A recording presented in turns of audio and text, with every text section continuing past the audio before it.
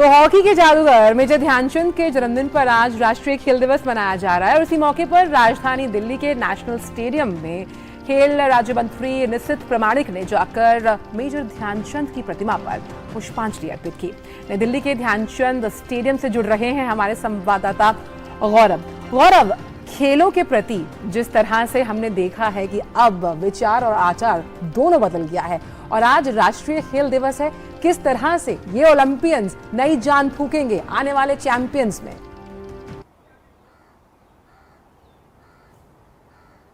देखिए आंचल, बहुत साफ है कि जिस तरह से पिछले कुछ समय के दरमियान खेलों को लेकर के एक दृष्टिकोण बदला है, साथ ही साथ खेलों को लेकर के जो व्यापक एक परिवर्तन देखने को मिला है, जिसका हमें हर स्तर पर जो है वो देखने को मिल रहा है। चाहे छोटी से छोटी प्रतियोगिता हो या कोई बड़ा से बड़ा टूर्नामेंट हो, भारतीय खिलाड़ी जो हैं वो बेहद दमखम के साथ सामने उतरते हैं और उनकी जो कोशिश होती है वो केवल पार्टिसिपेट करने की नहीं होती है बल्कि ज़्यादा से ज़्यादा मेडल्स जीतने की होती है। तो उन सब का अगर निचोड़ निकाल करके देखें तो यही निकल कर सामने आता है कि जो जमीनी स्तर है उस जमीनी स्तर पर खेलों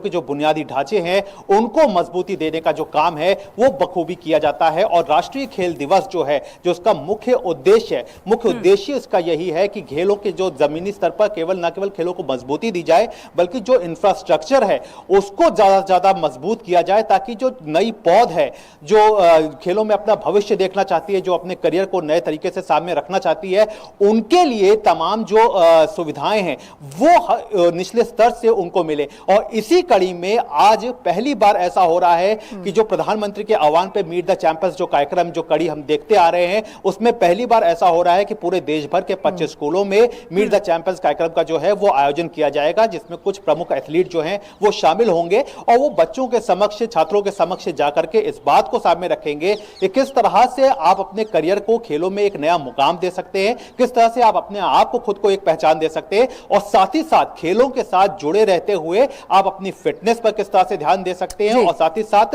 एक समृद्ध देश के निर्माण में अपनी जो भूमिका है उसको किस तरह से सामने रख सकते हैं। आंचल, बिल्कुल गौरव, अगर हम मेजर ध्यानचंद की बात करें तो उन्हें हॉकी का जादूगर माना जाता था। विपक्षी से गेंद छीनकर बिजली की तेजी से दौड़ने वाले माने जाते थे मेजर ध्यानचंद। बहुत सारे लोग तो ये भी कहते थे कि उनकी छड़ी में कोई जादू है और उन्हीं के जन्मदिन पर खेल दिवस 29 अगस्त को मनाया जाता है। अगर हम खेलों को बढ़ावा देने की बात करें तो ना केवल मंत्रालय के तौर स्तर पर खेलों को बढ़ावा दिया जा रहा है, खिलाड़ियों का हौसला बढ़ाया जा रहा है, बल्कि प्रधानमंत्री नरेंद्र मोदी खुद जिस तरह से खिलाड़ियों का उत्साहवर्धन करते हैं, उनसे मुलाकात करते हैं, कहीं ना कहीं खिलाड़ियों की हौसला अफजाई में एक बहुत बड़ा मील का पत्थर उसे भी कह सकते हैं।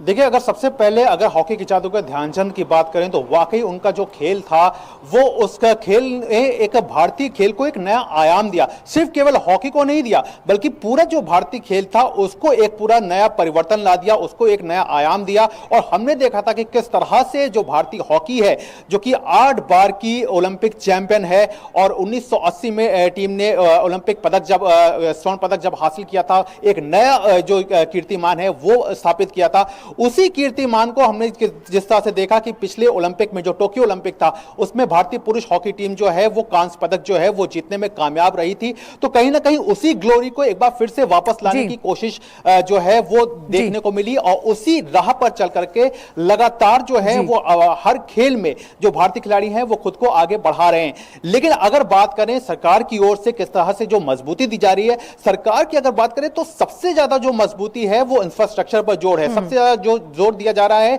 वो ढांचेगत बुनियादी जो सुविधाएं हैं उन पर दिया जा रहा है और इसी को ध्यान में रखते हुए तमाम तरह की जो योजनाएं, चाहे आप खेलो इंडिया कार्यक्रम को देख लें या फिर आप टॉप्स की नीति को देख लें या फिर हर स्तर पर जो अब खिलाड़ियों को मदद दी जा रही है। अगर उदाहरण के रूप में अगर आप देखें तो हाल ही में बर्मिंघम राष्ट्रमंडल खेल में संकेत महादेव सरगर जो कि इस राष्ट्रमंडल खेल में इन्होंने सिल्वर मेडल जीता, चोटिल हो गए थे, लेकिन उनको जब वो वापस आए तो उनको तुरंत उनकी सर्जरी के लिए साई की ओर से मदद की गई। तो इसी तरह से हर छोटी मोटी जो मदद होती है जो कि एक खिलाड़ी के लिए बेहद जरूरी होती है, वो उस चीज का पूरा जो है वो एक नया रूप देखने को मिल रहा है। जी गौरव, हमने इन कॉमनवेल्थ गेम्स में भी देखा तमाम जो गूदड़ी के लाल थे जिन्होंने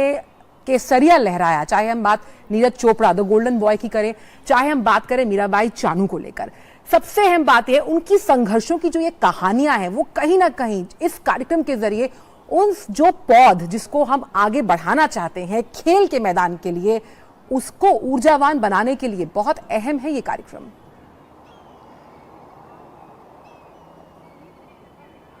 बिल्कुल, ये बिल्कुल बहुत सटीक बात है, क्योंकि ये जो कार्यक्रम है ये केवल इसलिए नहीं है कि केवल एक सांकेतिक रूप से सामने हो, बल्कि इसको इस तरह से सामने रखा जा रहा है कि अगर आज के दिन की बात करें तो विभिन्न साई के जितने भी सेंटर्स हैं, साई के जितने जो भी अखाड़े हैं, जितने भी जो एक ट्रेनिंग सेंटर्स हैं, उन सभी पर कुछ ना कुछ आयोजन जो है वो खेल के आयोजित किए जा रहे हैं, और जिसमें जो है वो कुछ प्रमुख एथलीट जो है वो भी सामने होंगे। और इसका जो मुख्य उद्देश्य है वो यही है कि यहां से जो खिलाड़ी हैं उनको एक नई ऊर्जा तो मिले ही मिले, जो खिलाड़ी इसमें अपना भविष्य देख रहे हैं उनको तो एक नई ऊर्जा मिले, साथ ही साथ जो इंफ्रास्ट्रक्चर है उसकी मजबूती किस तरह से सामने देखने को मिलती है, और क्या कुछ जरूरतें हैं जो हैं वो इस स्तर पर महसूस की जाती है, उसको भी सामने रखा जाए। तो आज जब विभिन्न 25 स्कूलों के, देश भर के विभिन्न 25 स्कूलों में जब मीट द चैंपियंस कार्यक्रम आयोजित होगा, तो जब वहां पे जो प्रमुख खिलाड़ी जो हैं, जिसमें से कुछ निखत जरीन जो है वो प्रमुख तौर पर सामने है, जब ये खिलाड़ी सामने होंगे तो ये न केवल बच्चों से बात करेंगे बल्कि उनको इस बात को भी सामने रखेंगे कि उनकी राह में पहले कितनी ज्यादा मुश्किलें रहती थी, लेकिन आज के समय की अगर बात करें तो किस तरह से जो ग्राउंड की जो मुश्किलें हैं उनको दूर किया गया है, किस तरह से तमाम जो चुनौतियां हैं उनको दरकिनार करके आज तमाम तरीके के जो प्रयास हैं खेलों को आगे लाने के लिए, एथलीटों को आगे लाने के लिए, उनको सामने रखा जा रहा है। इसके साथ ही साथ जो फिट इंडिया कार्यक्रम हमने देखा है कि फिट इंडिया कार्यक्रम को कहीं ना कहीं खेलों से जोड़ करके सामने रखा गया, और इस बात की ओर इशारा किया गया कि अगर आप खेलेंगे और आगे बढ़ेंगे तो उसके लिए फिटनेस जो है वो सबसे पहली जरूरी जो एक पॉइंट होता है वो है। तो फिट इंडिया के आप तभी हो सकते हैं, फिट आप अपने आप को तभी रख सकते हैं जबकि आपके पास संतुलित आहार और पोषण हो। तो इस सब का सब जो कहना चाहिए, जो सारी बातें हैं, इन सब का जो निचोड़ है वो आज हमें देखने को मिलेगा जब विभिन्न जो खिलाड़ी हैं वो देश के विभिन्न 25 स्कूलों में जाकर के मीट द चैंपियंस कार्यक्रम के तहत छात्रों के बीच इन सब बातों को रखेंगे। इसके साथ ही साथ जो साई सेंटर्स हैं वहां पर जिस तरह के जो गेम ऑर्गेनाइज होंगे, इसके अलावा जो राज्य स्तर पे जो विभिन्न तरह की प्रतियोगिताएं हैं उनको आयोजित किया जाएगा। तो इन सब का जो मकसद है वो इस ओर है कि किस तरह से जो बच्चे हैं, जो युवा हैं, वो अपने आप को खेलों में आगे बढ़ाएं, ताकि वो अपने आप को एक जो क्रीमी लेयर है, जिसकी पहली जो पहली सीढ़ी है वो होना चाहिए खेलो इंडिया यूथ गेम्स, उसके लिए किस तरह से तैयार हो। उसके बाद जो अगली सीढ़ी है वो खेलो इंडिया यूनिवर्सिटी गेम्स, और फिर यहां से अपने आप को राष्ट्रीय स्तर के लिए तैयार करें। तो हमने पहले भी देखा है, और किस तरह से जो विभिन्न जो खिलाड़ी हैं, चाहे संकेत महादेव सरगर हो, चाहे निशानेबाजी से